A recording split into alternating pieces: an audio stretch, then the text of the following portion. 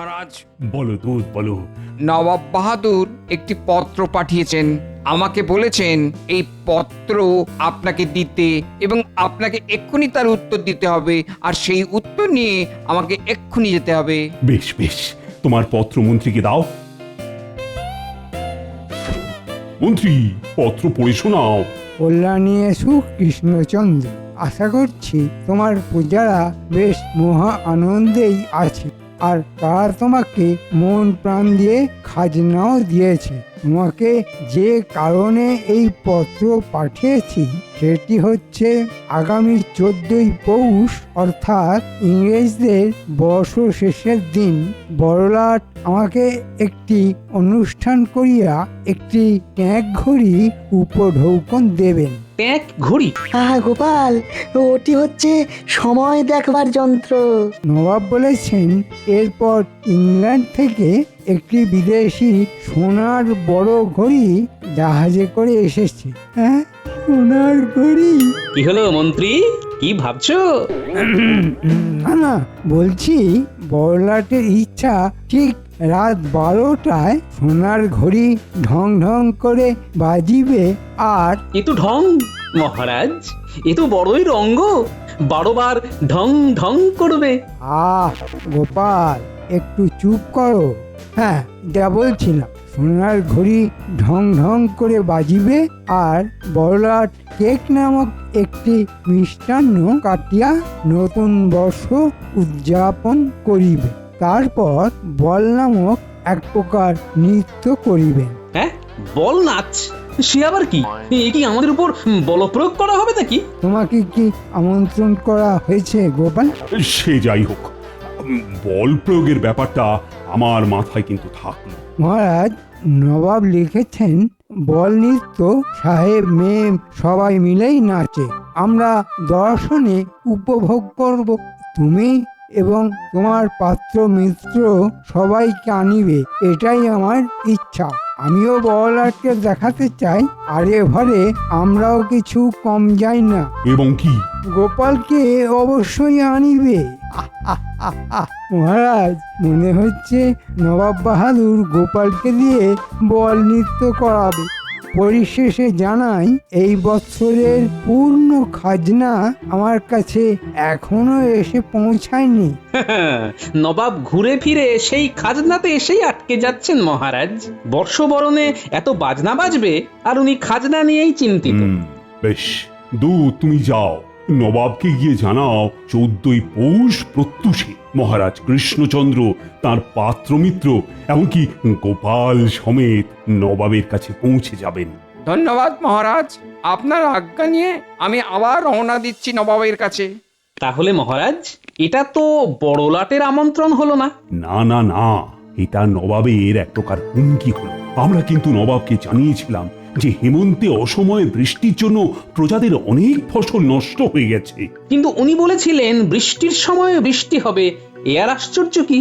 অর্থাৎ নবান্নের পূর্বে ভারী বৃষ্টি চাষিদের কিরকম ক্ষতি করে সেটি নবাব জানেন না, উনি সময়ের দোহাই দিচ্ছেন।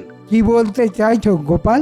এটাই বলতে চাইছি যে নবাবের এই সময় জ্ঞানের অভাব ইংরেজরা বিলক্ষণ ধরতে পেরেছে, আর তাই তারা নবাবকে ওই ট্যাঁক ঘড়ি দিচ্ছেন। তোমারও কি ওই রকম ট্যাঁক ঘড়ির শখ জেগেছে নাকি গোপাল? আমার কি শখের শেষ আছে? সোনার ঘড়ি? হ্যাঁ, না, এটাকে কিভাবে কবজায় করা যায় ভাবি। ও, তার মানে তুমি এখন চললে? হ্যাঁ, নবাবের আমন্ত্রণ বিশেষভাবে আমাকে। এটা জানি জানি, তুমি গিয়ে রঙ্গ করবে আর সবাই হাসবে বলি আর কেউ নেই যে নবাবকে হাসাতে পারে। হ্যাঁ? আহা গিন্নি, তুমি বুঝতে পারছো না, এটা শুধু নবাবকে হাসানো নয়, এটা ইংরেজ সাহেবদের বল নৃত্য। তুমি কি যে ছাইপাশ চাকরি করো বুঝি না, শেষে নৃত্য করতে যাওয়া হচ্ছে। হ্যাঁ? আহা, আমি নাচবো নাকি? তুমি নাচলে যে কি হবে সেটাই ভাবছি। ঘরে তো তুমি নাচো না, সবাইকে নাচাও। হ্যাঁ, মানে কি কি কি কি কি বলতে চাইছো কি তুমি? হ্যাঁ, আজ 7 দিন ধরে বলে যাচ্ছি কই মাছের ঝাল খাবো গো, গোটা 7 দিনে তুমি বাজারে কই মাছ দেখতে পেলে না? খালি আজ আনবো কাল আনবো বলে না চাচ্ছ। হ্যাঁ, কি কাণ্ড হচ্ছে! এত বড় একটা সাহেবদের অনুষ্ঠানের বিষয়ে কথা, আর সেখানে তুমি কিনা কই মাছ নিয়ে এলে। কই আমার, কই মা। এই কই কই করছো কেন? কই শুনে তুমি কই কই কই কই করছো? কি? সোজা কথা বলে দিচ্ছি, কই মাছের ঝাল যদি না খাওয়াতে পারো তাহলে তোমার ওই নাচতে যাওয়া হবে না। হ্যাঁ, কি আশ্চর্য! মহারাজ বললেও হবে না। হ্যাঁ, আরে শোনো গিন্নি, এটা একটা বিরাট ব্যাপার। সাহেবরা আমাদের নবাবকে ট্যাগ ঘড়ি উপহার দেবেন। এটা একটা যাকে বলে দুর্লভ মুহূর্ত হবে। সেই সময় উপস্থিত থাকা একটা বিশাল বড় ব্যাপার গিন্নি। ও তাতে তোমার কি? হ্যাঁ, তুমি নিজে তো ট্যাগ খালি করে সব সময় বসে থাকো। হ্যাঁ, উফ গিন্নি, শোনো শোনো, একটা বিশাল সোনার ঘড়ি জাহাজে করে এসেছে। সেইটা ঠিক রাত 12টায় ঢং ঢং করে বাজবে। সোনার ঘড়ি হোক আর তামার ঘড়ি, ঢং ঢং ঢং ঢং করে বাজবে।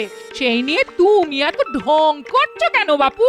বলি কটা সোনার গয়না গড়ে দিয়েছ আমাকে? এই রে, কই মাছ তো এর থেকে ভালো ছিল। কিচ্ছু বলি না বলে তো তুমি পেয়ে বসেছো।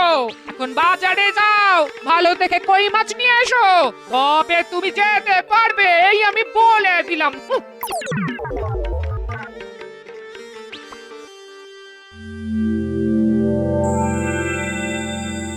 সোনার ঘড়ি, হ্যাঁ? তা সোনার ঘড়িতে কতটা সোনা থাকে? খাঁটি বিদেশি সোনা।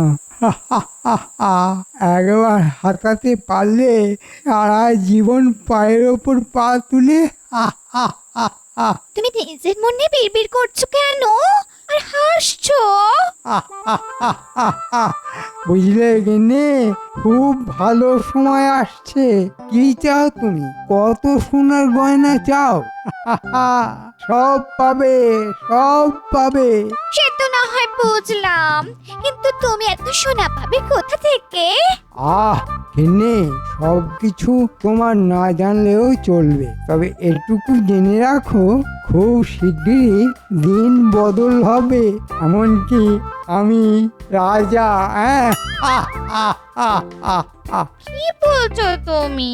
আমি তোমার কথার কোনো মানে বুঝতে পারছি না। দেখো, তুমি কিছু মতলব করছো না তো? আমাদের যেন কোনো বিপদ না হয়। কি বলছো তুমি? আমাদের কোন বিপদ? কিচ্ছু নেই।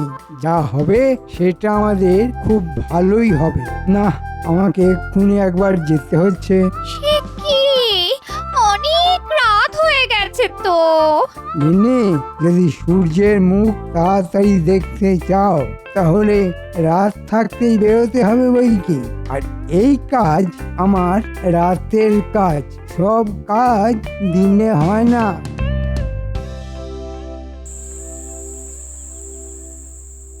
বলি বলি তুমি কি পেয়েছো শুনি এই শীতের রাতে? তোরঙ্গতে কি ভরছো? হ্যাঁ, এই দেখো, আরে আমি কদিন থাকবো তার তো কোনো ঠিক নেই। নতুন পোশাক, তারপর ওই গরম চাদর টাদর কিছু নিতে হবে তো নাকি? তোমার নতুন পোশাক? হ্যাঁ? শেষ কবে কিনেছিলে মনে আছে? হ্যাঁ? গিন্নি, চুপ করো তো। তুমি যাও, গিয়ে ঘুমো। তোমার তোরঙ্গের এই ক্যাচ ক্যাচানি শব্দে ঘুম ভেঙে গেল। নিজেও সব লন্ড ভন্ড করছো, আর আমারও রাতের ঘুমের তো ভারপা করছো। হ্যাঁ, যাও সরো তো এখান থেকে, আমি গুছিয়ে দেবো। উফ, না না, মনে হচ্ছে পেটে খাবার ঠিক হজম হয়নি। কই মাছের ঝাল তো না, যেন লঙ্কা বাটা জিভে ডলে দিয়েছে কেউ। বাধ্য হয়ে আমাকে হাঁড়ি থেকে গুড় নিয়ে খেতে হলো। কাণ্ড, হ্যাঁ? বলি ছোটবেলার অভ্যেস তোমার আর গেল না দেখছি। হ্যাঁ, আমি একটু হেঁটে আসি, বুঝলে? ভালো করে গায়ে আলোয়ান জড়িয়ে নাও। বলি বাইরে পৌষের শীত, সেই খেয়াল রেখো। হ্যাঁ, না, পেট বেশ গরম হয়েছে মনে হচ্ছে, সেই কারণে একেবারে ঠান্ডা লাগছে না, ঘুমটাও আসছে না। না, কাল একবার কবিরাজের থেকে পাঁচন খেতে হবে দেখছি। এত রাতে কে? যেই হয়ে থাক, তারও আমার মতো পেট গরম হয়েছে বলে তো মনে হচ্ছে না। এগিয়ে দেখি তো। তাড়াতাড়ি পৌঁছতে হবে। মন্ত্রী নিশ্চয়ই কোনো কুমতলবে এসেছে। ও বাবা, আবার শীষ দিচ্ছে। বলুন মন্ত্রী মশাই। বড় কাজ আছে। কোথায়? এখানে না, মুর্শিদাবাদে। ও বাবা, তোরা এখনই মুর্শিদাবাদে রওনা হয়ে যা। ছদ্মবেশে থাকবি, বণিকের ছদ্মবেশে। ওখানে তোদের সব কাজ আমি বুঝিয়ে দেব। কিন্তু আমরা কি পাবো? তোরা যা পাবি তা কল্পনাও করতে পারছিস না। শুধু বলছি, এ কাজ ঠিক মতো হলে নবাব আর রাজার নাক কাটা যাবে। তোরা অনেক সোনা পাবি, আর আমি নিজেই রাজা হয়ে যাব। হ্যাঁ, বেশ, যা হবার তাহলে নবাবের ওখানেই হবে। নাক কাটা যাবে বলছে, মানে সাহেবদের অনুষ্ঠানের মধ্যেই কিছু একটা হবে। মন্ত্রী, আমি থাকতে তুমি কিছুই করতে পারবে না বাবা। হুজুর, মহারাজ কৃষ্ণচন্দ্র তার মন্ত্রী পাত্রমিত্র সমেত এবং গোপাল ভাঁড়কে নিয়ে দরবারে আসবার জন্য প্রস্তুত। আস্তে আজ্ঞা হোক। সুস্বাগতম। তোমরা সকলে এসেছো বলে আমি খুশি হয়েছি। কৃষ্ণচন্দ্র, তুমি আমার এখানে অতিথি। কোনো ভুল ত্রুটি হলে মার্জনা করো। নবাবের অতিথি নিবাসে আমরা সকলেই খুব ভালো আছি। নবাবকে ধন্যবাদ, ধন্যবাদ। এই যে গোপাল, তোমাকে তো আর আমার দরবারে পেলাম না, তাও এরকম উপলক্ষে তোমাকে দেখলাম। আমরা তো সবাই এসেছি। সে তো দেখতেই পাচ্ছি। চলো চলো কৃষ্ণচন্দ্র, আমরা সাহেবদের বড় ঘরে যাই। ওইখানে এখন সোনার ঘড়ির উদ্বোধন হবে। চলো।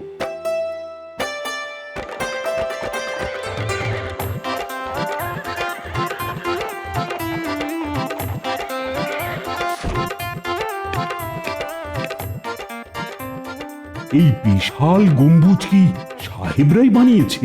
আমার শ্রমিকেরাই কাজ করেছে, এরা নকশা দিয়েছে, যথাযথ পারিশ্রমিক এনারাই দিয়েছেন।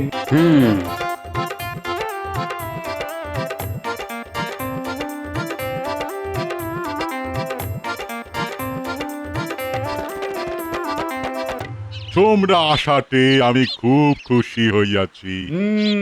আমরাও খুশি। উদ্বোধন পর্ব যত তাড়াতাড়ি করা যায় ততই ভালো। আমরাও তোমাদের ঘড়ি দেখতে ভীষণ উৎসাহী। নিশ্চয়ই।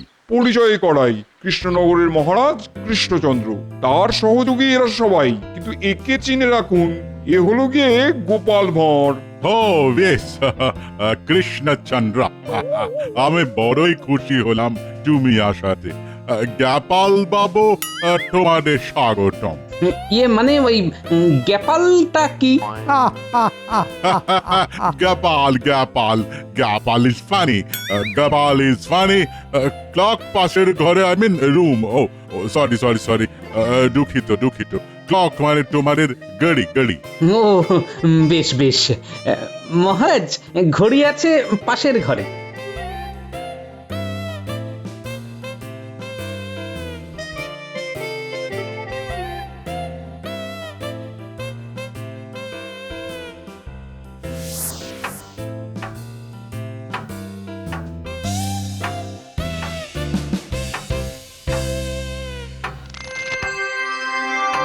চমৎকার, অপূর্ব অপূর্ব।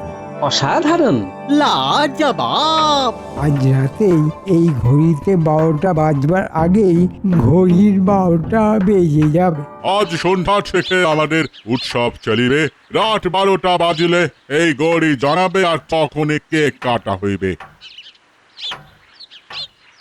মহারাজ, নবাব বাহাদুর, এটা খুব সুন্দর জায়গা। আপনারা সবাই যান, আমি একটু বেড়ানোর অনুমতি চাইছি। বেশ বেশ বেশ, তুমি যাও, ঘুরে দেখো।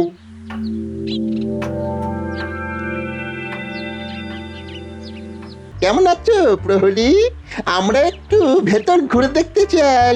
অনুমতি চাই, অনুমতি ছাড়া ঢুকতে দেওয়া হয় না। আচ্ছা, আমরা এই গম্বুজের বাইরে বাগানটা তো ঘুরতে পারি।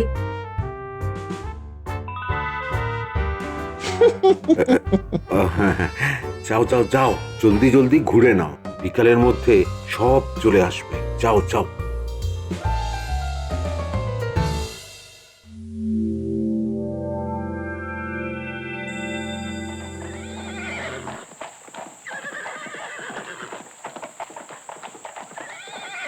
কি হলো গোপাল? মহারাজ, নবাব বাহাদুর, আপনারা ভিতরে যান, আমি আসছি। ঠিক আছে ঠিক আছে, তুমি কিন্তু বড্ড ছটফটে হয়ে গেছো গোপাল। গোপাল শয়তানটা কিছু আন্দাজ করেছে কিনা কি জানে।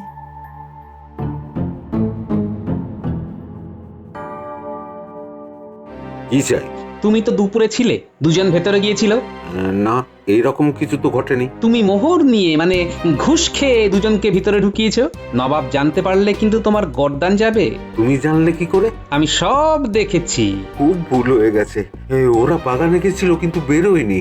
মানে ওই চলে যাবার কথা ছিল, কিন্তু ওদের বেরোতে দেখা যায়নি। আমরাও ওদের খুঁজে পাইনি। সতর্ক থাকবে, বড় কোনো চুরি বা ডাকাতি হতে পারে কিন্তু। হ্যাঁ, এখন আমাদের বড় লাট নবাবকে ট্যাগ গড়ি উপহার দিবেন। খুব খুব সুন্দর হয়েছে নবাব। তাহলে এখন কটা বাজে? এখন 10টা বাজে, তোমরা খেয়ে নাও। না জানি কি সাহিবি খানা জুটবে।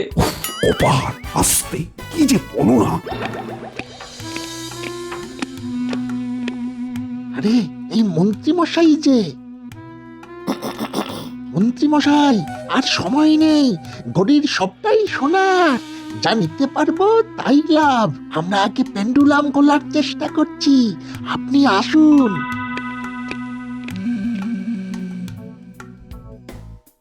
সবাই শুনবেন, ঠিক রাত 12টার সময় ঘড়ি ঢং ঢং করে, তখন সবাই চিৎকার করিয়া বলিবেন, happy new year. Happy new year. ঠিক আছে, এতে ওই নতুন বছর শুরু হবে, তাই তো? হ্যাঁ, আচ্ছা কৃষ্ণচন্দ্র, গোপাল কই? আমার মনে হচ্ছে গোপাল নাচ করবার ভয়ে পালিয়েছে। মন্ত্রী, আমি তোমার রাজাকে প্রশ্ন করছি, তুমি বেশি বাচাল হইও না, কপালে অনেক দুঃখ আছে কিন্তু। মন্ত্রী তুমি চুপ করো। যথা আজ্ঞা মহারাজ।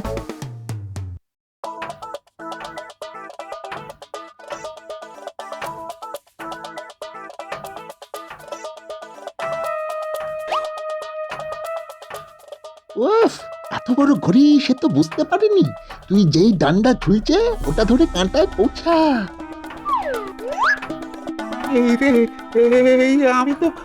আমি তো দুলেই যাচ্ছি।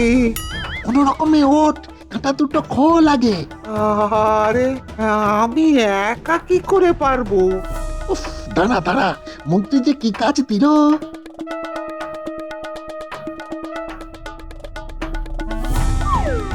বাস, সোনার কাঁটা।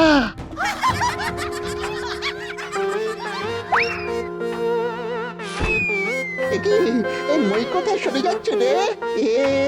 তো গড়িয়ে যাচ্ছে রে, তলায় চাকা লাগানো যে। কি গোপাল? ঢং ঢং করে ঘড়ি বাজু, মই আজ তোমাদের কপালে জুটছে না।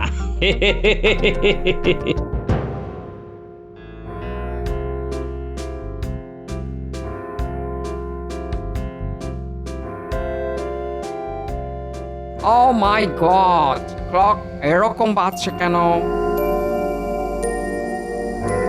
কি ব্যাপার লাট সাহেব, আমার ঘড়িতে তো 12টা বাজেনি, তাহলে ওখানে 12টা বাজছে কি করে? How is it possible? জেনে বুঝে খারাপ ঘড়ি আমাকে দিয়েছো, নবাবকে অপমান করেছো, এর ফল কিন্তু ভালো হবে না। No, no, no. Oh, no, নবাব বাহাদুর, তোমার ঘড়ি একদম ঠিক আছে। তাহলে কি তোমার জাহাজে করে নিয়ে আসা সোনার ঘড়ি বিগড়ে গেল? মহারাজ, নবাব বাহাদুর, আমি এর কারণ জানি। ও মাই গড, তুমি ঘড়িটা কি করিয়াছো? তুমি কি জানো ওখানে এমনি যাওয়া যাবে না রাত 12টা পর্যন্ত, যতক্ষণ না ঘড়ি বাজিবে? তুমি চুপ করো লাট সাহেব। গোপাল, কি হয়েছে বলো? ওই বড় ঘড়িতে বটা ঘটা নামে দুটো ভূত ঢুকেছে সোনার ঘড়ি থেকে সোনা চুরি করবার জন্য। গোপাল, তুমি যখন জানো তাহলে বলনি কেন? একটু মজা হলো আর কি। আমি জানি যে ওরা পালাতে পারবে না, দুজনেই এখন পেন্ডুলাম ধরে ঝুলছে। হ্যাঁ, বলো কি গোপাল? মহারাজ, নবাব বাহাদুর, লাট সাহেব, আমি একটা ছোট্ট কাজ করেছি। ওরা একটা মই নিয়ে ওই ঘড়ির পেন্ডুলামে পৌঁছেছিল, আমি সেই মই সরিয়ে নিয়েছি।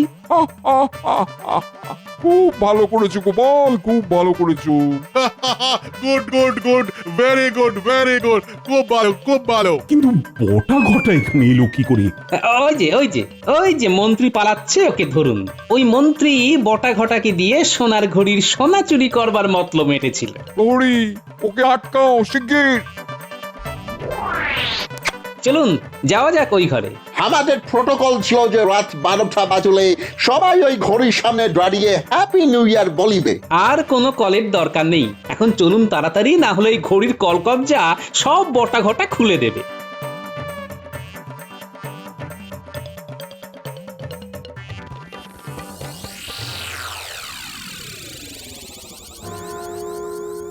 মাই গড!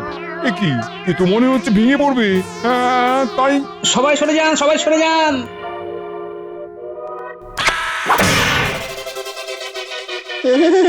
ও বাবা গো, ওরে বাবা! নবাব, নবাব, আমার মন্ত্রী আমার মান সম্মান নষ্ট করে দিয়েছে। আপনি আপনি আমার মন্ত্রীকে যে কোনো রকম শাস্তি দিতে পারেন। আমিও এখানে আমন্ত্রিত, তাও বড়লাট কি বলে শুনি। আমি কি বলিব? আমরা আমরা সবাই মিলে গোপালকে পুরস্কার দেব। গোপাল, তুমি আমার থেকে পুরস্কার পাবে, কিন্তু তার আগে আমি আমি ঠিক বুঝতে পারিনি, এসব গোপাল মিথ্যে বলছে। মন্ত্রী মশাই, আপনার জন্য আমাদের এই অবস্থা। ওই পেন্ডুলাম যেমন ঝুলছিল, তেমনি মন্ত্রীকেও পেন্ডুলামের মতন ঝুলিয়ে দেওয়া হোক। ওরে বাবা রে, আমার কি হবে? 12টা বাজলে তবে ছাড়া পাবে। আমরা এখানেই সবাই হ্যাপি নিউ ইয়ার বলবো। ওরে বাবা রে, মহারাজ মহারাজ আমাকে বাঁচান মহারাজ, আমার নিউ ইয়ার তো শেষ হয়ে গেল মহারাজ। এইভাবে দুললে কি ম্যাড হয়ে যাবে মহারাজ? কৃষ্ণচন্দ্র, ভাগ্যিস গোপাল ছিল, তাই তোমার আর আমার দুজনেরই মুখ রক্ষে হয়েছে।